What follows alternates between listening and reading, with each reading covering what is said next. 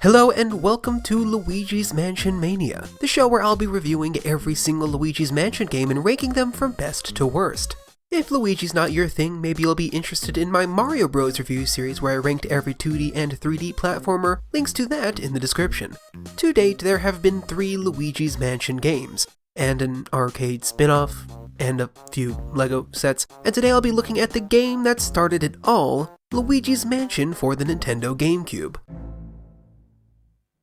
Luigi's Mansion, developed by a team within Nintendo EAD, originally started as a Nintendo 64 project, but was quickly upgraded to being an early Nintendo GameCube title. This upgrade was beneficial in multiple ways. On one hand, the team would have had numerous technical hurdles of constraints to the older device. On the other hand, the team was able to develop Luigi's Mansion alongside the team developing the GameCube hardware itself. This resulted in numerous occasions where the Luigi's Mansion team could request the GameCube team for feature sets, and the GameCube team would add them to the console. For instance, the Luigi's Mansion team wanted dynamic lighting, so it was integrated into the GameCube's graphic chip. Also, once playtesters noted that using the C-stick for too long was uncomfortable, the GameCube team redesigned the controller to be wider and more natural for the thumbs.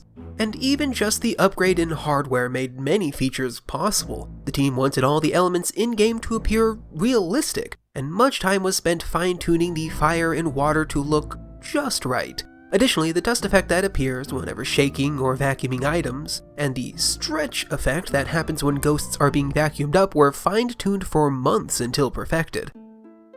As for the game itself, originally the team had the idea for the protagonist to explore a series of rooms, similar to a dungeon in The Legend of Zelda. The house was to be designed like a Japanese-style ninja house, then a doll house, and finally an American-style haunted house. In its first iterations, Mario was chosen as the protagonist, but after landing on the mansion idea, the team decided Luigi would be a better choice. By this point, Mario was already known to be brave, but they could still play up Luigi's cowardice.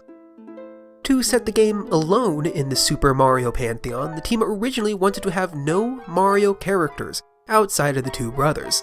This led to the invention of numerous distinct painting ghosts and Professor Egad, but after some time, the team did decide to include other Mario mainstays, notably the Boos as primary antagonists and the Toads as save points. Development time on the game was constrained, so the overall scope of the game was constrained as well. The team had innumerable ideas to include, but whether due to lack of time or through game polishing, many were left on the cutting room floor. A notable example of this is if the game is hacked, it supports a multiplayer mode with 2 Luigis. This concept was later added back in with the 3DS remake and Gooigi. Many other features were also present in previous trailers, such as the Game Boy Horror displaying a clock, or the Poltergust having a pressure meter that limited how long Luigi could vacuum for, or the Ghost meter being changed from tracking all ghosts to just tracking hidden boos. The public first learned about Luigi's Mansion during Nintendo Space World in 2000, where it was utilized as a tech demo for the GameCube. The next year at E3 2001, the game received a full gameplay trailer. Luigi's Mansion launched in September of 2001 for Japan, November 2001 for North America, and in May 2002 for PAL regions, and was generally favorably received. Critically, many praised its gameplay and ambience while criticizing its length and apparent lack of replayability. That being said, audiences loved it enough to make it the 5th best-selling GameCube game with over 3.33 million copies sold. It was also one of the first titles re-released under the Player's Choice label along with a price cut. And glancing over now, that actually seems to be the version that I have. Luigi's Mansion must have been one of the earliest games I had as a kid, but despite spending hours upon hours with Super Mario Sunshine, or Super Smash Bros. Melee, or Thousand Year Door, I barely touched Luigi's Mansion.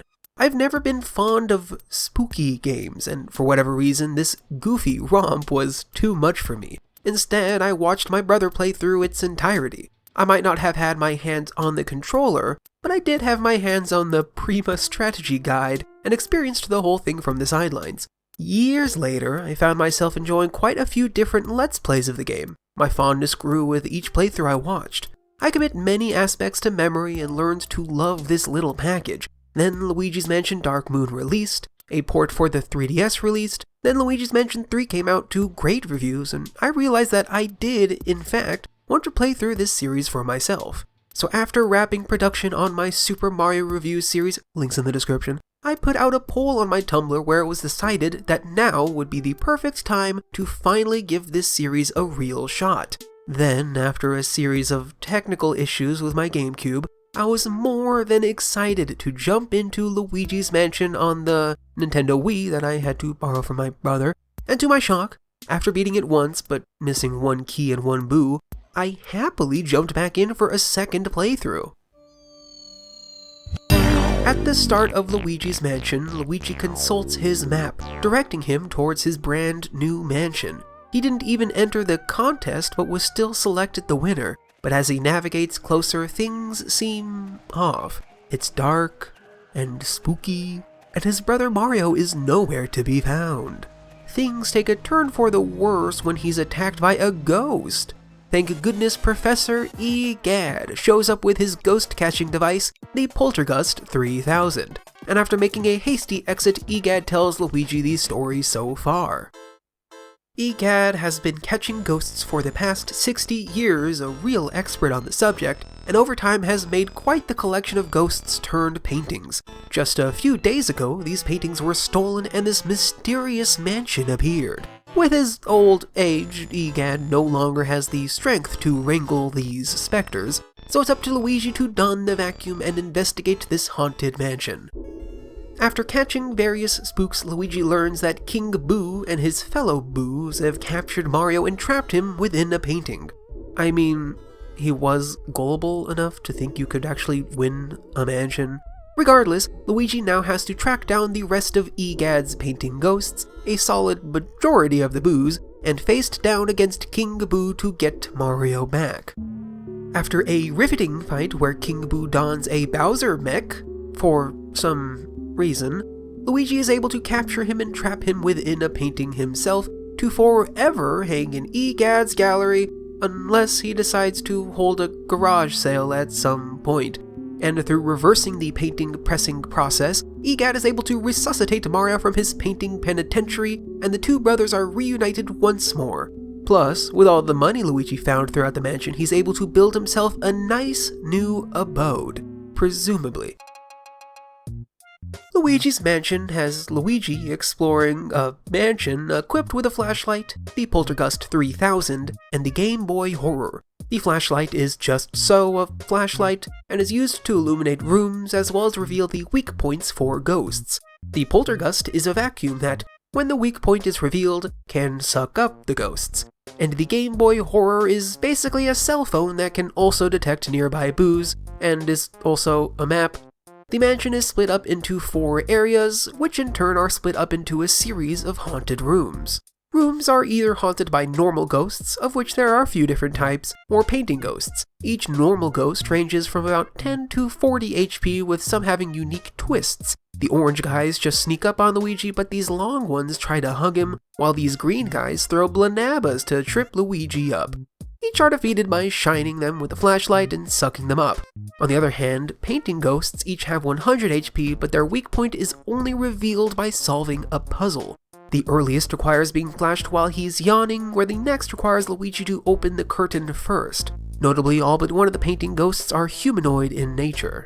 After clearing a room, the lights turn on, and a chest is revealed. The chests usually either contain a key for a different room, and the door it unlocks is helpfully shown on the map, or cold, hard cash.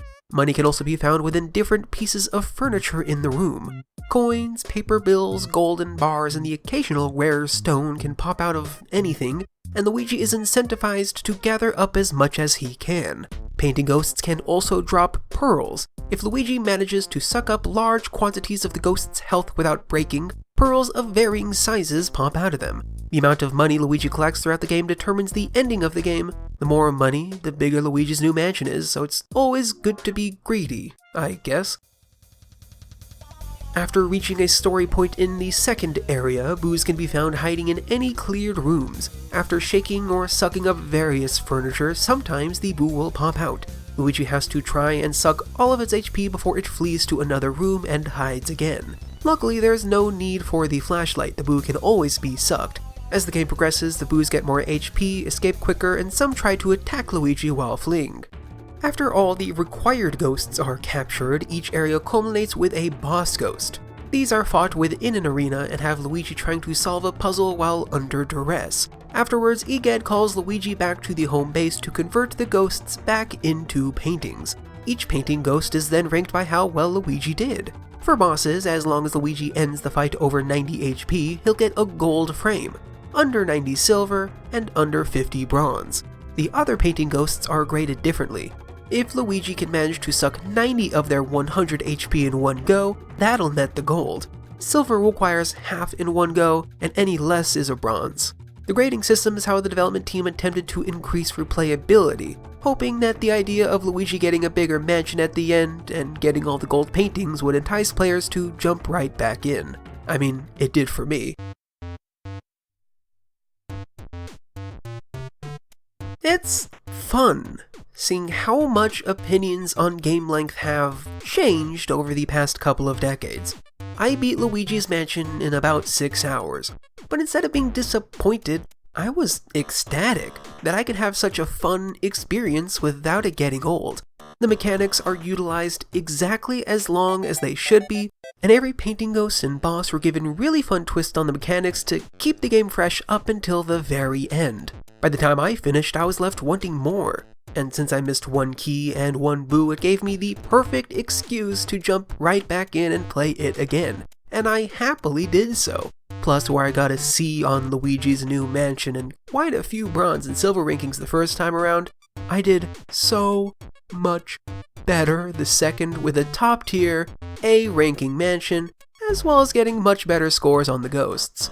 However, I do wish I had done my second playthrough on the Hidden Mansion mode. Hidden Mansion acts as a new game plus. It makes enemies easier to suck up, but they deal double the damage. I decided to have my second playthrough on normal mode, with the thought that I would check out the Hidden Mansion right before beating the main boss.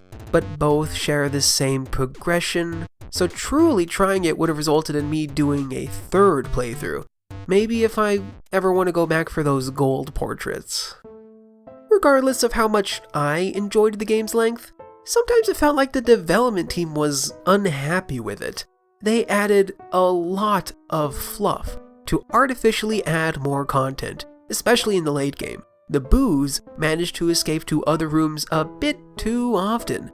I wouldn't have had minded going into 1 or 2 other rooms to catch them, but towards the end it was a lot. I had to follow some around 5 or 6 times, and it felt like padding more than anything else. There's also an issue with the order of when certain rooms are unlocked. If I'm in the attic, and the next key unlocks a door in the basement, now I have to walk all the way back down to the basement. Even while utilizing the mirror warp, it's still quite a bit of time. It's made even worse when a room in the basement unlocks a room in the attic. There's no warp. I just have to walk all the way up. And this was made all the worse due to missing this key. My entire first playthrough, I had to walk through the backyard each time I was heading up the stairs. This backtracking wound up being my biggest complaint with the game. Despite that though, the mansion never felt too big, and I quickly memorized its layout. Having to walk through it multiple times was never all that long. My biggest complaint isn't even that big of one. My second biggest complaint would be the controls. Much like Mario Sunshine's Flood, controlling the Poltergust uses inverted controls, and it took my entire first playthrough to get used to it. Aiming was also very finicky. For instance, I had to take multiple shots at this moon, and sometimes locking onto boos felt off. I wish at times there was a reticle to help aim a bit better. And up until the very end, I often felt like I should have been able to suck up a ghost, but it disappeared as soon as its weak point was made available. I'm still not sure why sometimes I've got it on lock, other times it takes flashing a ghost 5 times before I can finally capture it, but the latter times were very frustrating. Actually, sucking the ghost took a while for me to grok too. I think I misread a hint early on where it told me to repeatedly pull back on the control stick. In my second playthrough I found rocking it back and forth worked much better. Complaints aside, I found the packaging of Luigi's Mansion to be so charming. I grew up with a GameCube, so of course this era of graphics hits home for me.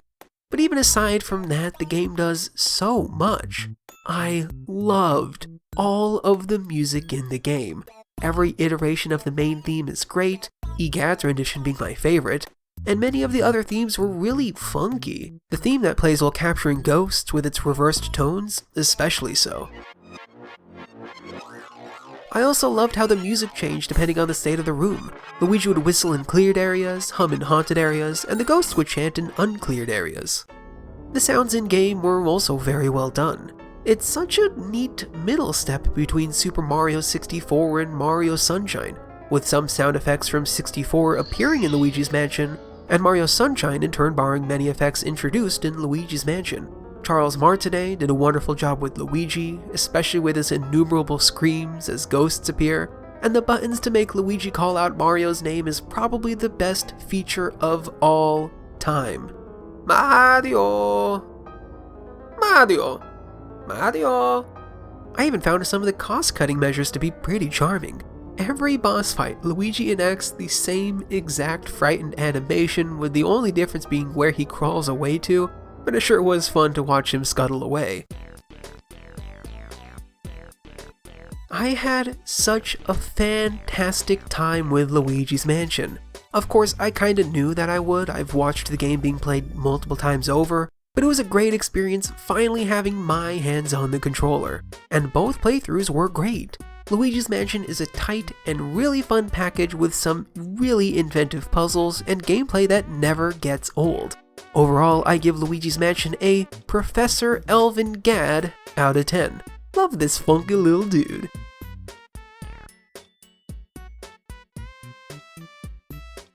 Given this is the first game in the series, Luigi's Mansion ranks as our #1 best Luigi's Mansion game, but next time I'll be cracking out the old, new Nintendo 3DS XL system to try out the long-awaited but seemingly maligned sequel, Luigi's Mansion Dark Moon. Thank you so much for watching. Let me know what your favorite Luigi's Mansion is in the comment section. And while you're here, think about leaving a rating on the video and subscribing if you'd like to see more of my stuff. If you'd like to read more of my stuff, you can follow me on all my socials where I'm at Mario8 everywhere. Links to each in the description. Anyway, I hope you enjoyed, and I will see you next time.